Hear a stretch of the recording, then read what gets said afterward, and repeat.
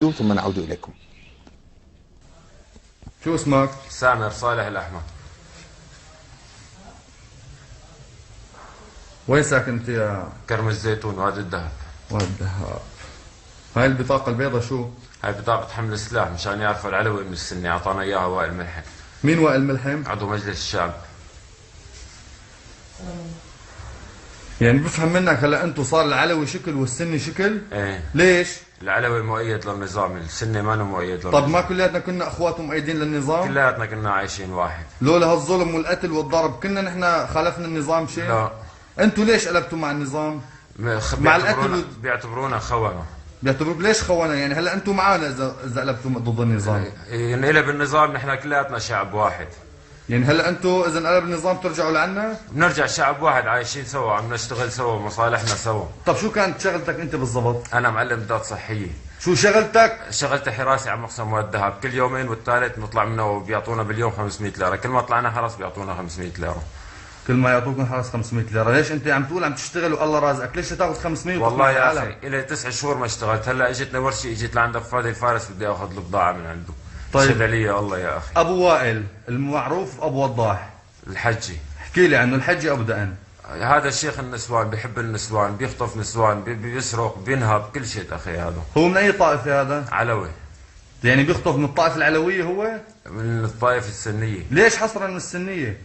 لانه قالبين ضد النظام. يعني بس لانه قالبين ضد ايه، اما قبل هالمشاكل هذه كان ما يوفر حدا. وغير خطف النسوان بيخطف عالم بيسلمها للامن. بس هيك بدون ما يساوي لهم شيء؟ بقتل وضرب، بيهلكوا هلك، بيذبحوا ذبح. طيب والمظاهرات ما كان يطلع المظاهرات؟ بيطلع بقوس عليهم هو ومجموعته. شو السلاح اللي معهم؟ كلياتها روسيات. روسيات منين؟ في رشاش واحد انا شفته. رشاش وين بركبوا هذا؟ على السطح. يعني باي حق هو؟ إذن هذا جزء من اعترافات. الحقيقة الكثير هناك من هذه الاعترافات. هناك استهداف خاص لأهل السنة والعائلة التي قتلت في حي الزاهر. الحقيقة لا أعلم المظهر للأمانة، يعني مريع جدا. نحن وصلتنا حصرية هذه المشاهد، 8 شهداء من عائلة شويراتي في مجزرة حي الزاهر. سنضع جزء بسيط منها. أرجو إبعاد الأطفال وأصحاب القلوب. يقينا تبعدوا الأولاد الآن، اشغلوهم، بعدوهم، والنسوان يبتعدوا، والله أنا ما أتحمل، ابعدوهم. لكن أنا أريد نشاهد هذا المقطع ثم نعود لإخواننا المشاهدين. أرجو إبعاد الأطفال. المقطع يحتوي على مظاهر يعني مخيفة من إجرام هذا النظام. نشان هذه حط لك شيله، حطي فيها،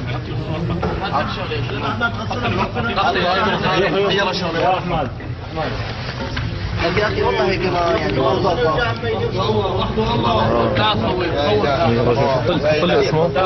طلع اسمه وين والورقه؟ بس انا بصور هون ورقه، صور هيك كله لتحت. حط لي اسمه بس اعطيه طوع شغل قضيه. هاي لمين هاي؟ يا شباب هون اسم شغل الشاب قضيه يا شباب. سامر وين سامر؟ حط لي سامر يا عم. الله عليك. يلا بعدين تصور هون يعني؟ خلص ايش الحال؟ اسمع درس خير. الله اكبر، الله اكبر، رحمة الله عليك. محمد رحمة الله عليك، رحمة الله عليك. سكر على السريع.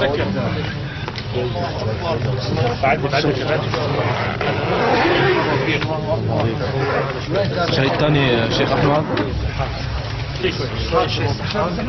كمالات المرة الأخير بس. بسم الله الرحمن الرحيم. افتح في الاخ رحمة الله عليكم. سكر ولا عندك حاجه اول شيء؟ واحد يطلع. الله أكبر، الله اكبر يا شباب، الله اكبر. صورت سبحان الله اكبر. إذن هذه 8 شهداء من عائلة واحدة استهدفوا وقتلوا لأنهم خرجوا في هذا لأنهم يدينون بالله عز وجل ربا وبالإسلام دينا فقط. هذه هي الحقيقة بدون مواربة، هذه هي الحقيقة التي يجب أن نصدع بها دون مواربة. هناك حرب طائفية يقودها النظام ضد الشعب بعامة وضد أهل السنة بخاصة. وأعطوني مرة واحدة قتل النظام من العائلة العلوية واحدا الآن، واحدا. دعونا من اللف والدوران والكذب السياسي. نحن ضد الطائفية، وهناك كثير من العلويين لا يرضون هذا، لكننا نطالبهم بالبراءة من هذه الأفعال. 44 حمصيا أخذوا من بيوتهم ومن الشوارع، ثم أخذهم الأمن، ثم ساقوهم إلى إحدى الأحياء في حمص، حي علوي، ثم ذبحوهم حتى يوقعوا الفتنة بين السنة والعلويين والشيعة. ونحن نطالب العلويين بأن يتبرؤوا جهارا نهارا، وإلا فهم مشاركون في هذه الجرائم التي تجري على أرض سوريا الحبيبة. واعلموا أنه مهما طال الزمان فشعب سورية الأبي صابر مضح، صابر مضح بماله ونفسه وأرواحه حتى تسقط العصابة الوحشية في سورية الأبية. 44 ذبحوا ذبحا بالسكاكين، 44 دهسوا بالسيارات. نحن لا نكذب، إن كان نكذب فاسمحوا فورا للمراقبين، وإن كنا لا نؤمن بهذا. وشعب سوريا يرفض مسألة المراقبين فقط وتترك البنود الأخرى، إخراج الجيش، إخراج المعتقلين، الحماية المدنية، المناطق الآمنة، دعم الجيش الحر. لكن أكبر دليل على إجرامه، أكبر برهان على وحشيته منعه للمراقبين. انتشار مثل العهرات، مثل العهرة تماما كالعهرة التي باعت عرضها ثم تساوم بعد ذلك. لا، لازم يكون طول المراقب 170 سنتي، ولازم يكون المراقب بيلبس كذا. ما أدري الجامعة العربية، يعني أنا ما أدري، أنا أخشى أني أحاكم لدى الجامعة العربية بتهمة نصرة الشعب السوري. إذن فضيلة الشيخ هذا جزء بسيط من الإجرام، لكن أنت دوما تتحدث عن الجامعة العربية، لكن نبيل العربي يقول أنه لم يعطي أي مهلة للنظام، وإنما هذه إجراءات روتينية، موضوع الذهاب الاستشارة وأنت الله يرضى عليك لا تورطني، أسألك لا تورطني بهذه الأسئلة، وتجاوز هذه الأسئلة، تجاوز هذه الأسئلة ولا تورطني معهم. قال ما بيعطوا مهل، أعطوه 15 يوم.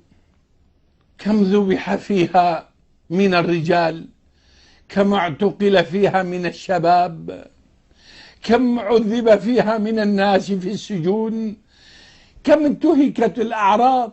15 يوم. لك لو فيكم أنتم يعني ما أدري موظف الآن، يا أخي لا تورطنا، الله يرضى عليك لا تورطنا بهالأسئلة ذي. هذه مسألة تحتاج الآن لها الآن شهر. مسألة عفوا المبادرة العربية لها شهران ما نفذ منها إلا نوم بالفنادق وأكل بالمطاعم ودماء في حمص وأشلاء في حمام وحصار في الساحل واعتقالات في درعا شيء لا يصدق وحصار آثم وبطش ورمي بالطيران في إدلب وانتهاك أعراض كثير في ريف دمشق ثم في بعض أحياء حلب وفي بعض قرى حلب ثم الشمال الاعتقالات التعسفية عفوا الشمال الشرقي والشرق في دير الزور والبوكمال وقامشلو وفي الرقة وفي الحسكة اعتقالات يريدون الضغط على الشعب بكثرة الاعتقالات. قال يعني لا الخلاف لا أنا أقف مع الشيء العربي.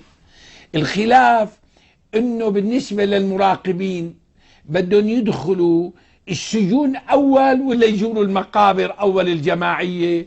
تبا لكم تبا لكم تبا لكم، يزوروا أول المقابر الجماعية اللي وجدت في درعا الجريحة، أم المجازر الجهرية هذيك مقابر جمعية، أم المجازر الجماعية التي تجرى اليوم في حمص الأبية، أم التخريب الذي يجرى اليوم في حماة وفي قراها، أم في غيرها في إدلب وغيره.